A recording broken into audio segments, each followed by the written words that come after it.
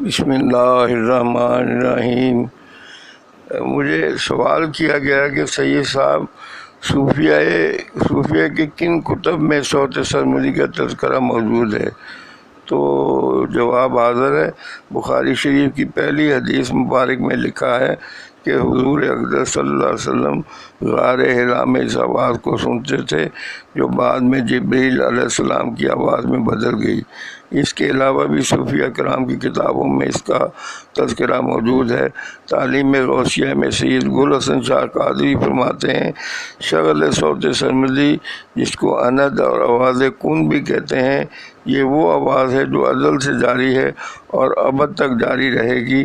ترکیب اس کی یہ ہے کہ کسی کمرے میں تنہا بیٹھ جائیں جہاں شور و غل نہ ہو، کان کی آواز کی طرف متوجہ کریں، کان کو آواز کی طرف متوجہ کریں، ایک آواز جھینگر کی طرح آنے لگے گی، اس آواز پر خیال کو جمائیں۔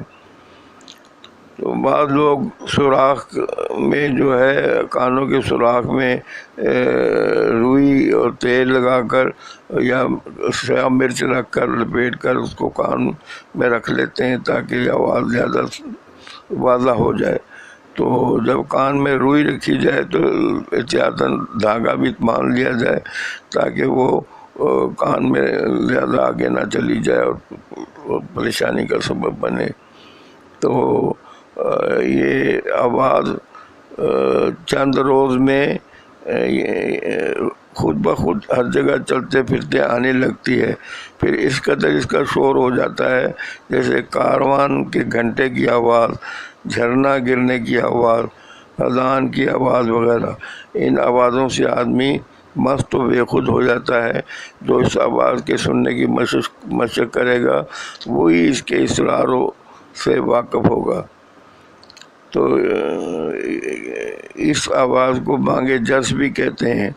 صوت سرمدی، بانگ جرس، سلسلہ جرس، وہ گھنٹے کی اسی آواز جو سالک کو گوشت ظاہری بند کرنے کے باوجود سنائی دیتی ہے۔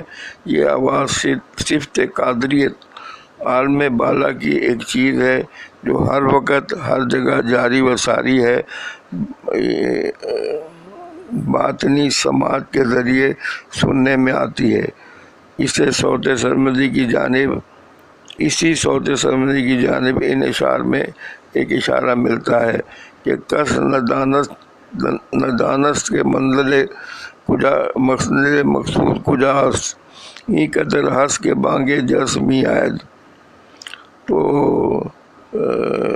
یہ سنتے ہوئے تصور شیخ بھی نہیں کرنا چاہیے کیونکہ اس آواز کی طرف توجہ دینی چاہیے۔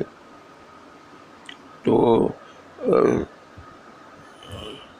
صوت سرمدی شاغل کو برے اعمال سے روکتی ہے، بری صحبت سے بچاتی ہے۔ یہ آواز انسان کے حواس پر غالب رہتی ہے۔ اہم بات یہ ہے کہ اس شغل کو روزانہ 2 گھنٹے استقامت سے جاری رکھنا چاہیے اور وقت مقرر پر شغل کرنا چاہیے تاکہ ہمارے دل و دماغ کو معلوم ہو کہ ہم نے اس وقت شغل شروع کرنا ہے۔ اس طرح ہم نماز کے اوقات میں نماز پڑھتے ہیں، ہمیں نماز کے اوقات معلوم ہوتے ہیں۔ شغل کرنا اور وقت پر شغل کرنا دونوں ضروری ہیں۔ اگر ہم ایسا کرنے میں کامیاب ہو جائیں تو روحانی ترقی میں بہت مدد ملے گی۔ یہی نہیں بلکہ ایک مقررہ جگہ پر شغل کے لیے بیٹھنے سے بہت فائدہ ہوتا ہے۔ اس شغل کو 2 بجے سے لے کر نماز فجر تک یہ سننا چاہیے۔ تہجد کا وقت نہایت موضوع ہے کیونکہ اللہ تعالیٰ بھی سورۃ مزمل میں فرماتے ہیں کہ اس وقت کی عبادت سیدھی مجھ تک پہنچتی ہے، مزید یہ کہ عبادت کو میرے حضور پیش کیا جاتا ہے۔ دن کے وقت تم دیگر کاموں میں مشغول ہوتے ہو۔ خاص بات یہ ہے کہ پہاڑوں پر یہ آواز بہت تیز آتی ہے اور اثر پذیر بھی ہوتی ہے، اس لیے فقراء زیادہ تر جنگلوں اور پہاڑوں میں چلے جاتے ہیں۔ صوت سرمدی ہمیشہ ایک جیسی آتی ہے، ایک رنگ، ایک صورت، ایک جیسی، بس اسے سننے کے لیے نقطۂ سویدہ پر تصور جمانا ضروری ہے۔ صبح کا وقت اس لیے فائدہ مند ہے کہ یہ وقت زیادہ پرسکون اور پرسکوت اور تر و تازہ رکھتا ہے بندے کو، تو بات خوب سیدھی نکلتی ہے۔ اس وقت عبادت کرنے کا مزہ ہی اور ہے۔ اس شکل میں بیٹھنے کا طریقہ یہ ہے کہ جسم کے تناؤ کو ختم کیا جائے، جسم پوری طرح ساکن ہونا چاہیے۔ اگر تھوڑی دیر کے لیے سستانا پڑے تو دوبارہ اسی پوزیشن میں آنا ضروری ہے۔ جتنی دیر ہو سکے ایک نشست پر بیٹھنے کی کوشش کرنی چاہیے، اور دو دانوں بیٹھنا سب سے اچھا ہے۔ اگر یہ ممکن نہ ہو تو 4 دونوں پر بیٹھیں۔ تو یہ بھی ایک بات ہے کہ جلدی سونے کی عادت ڈالیں اور جلدی تہجد کے وقت اٹھیں تاکہ تازگی محسوس ہو۔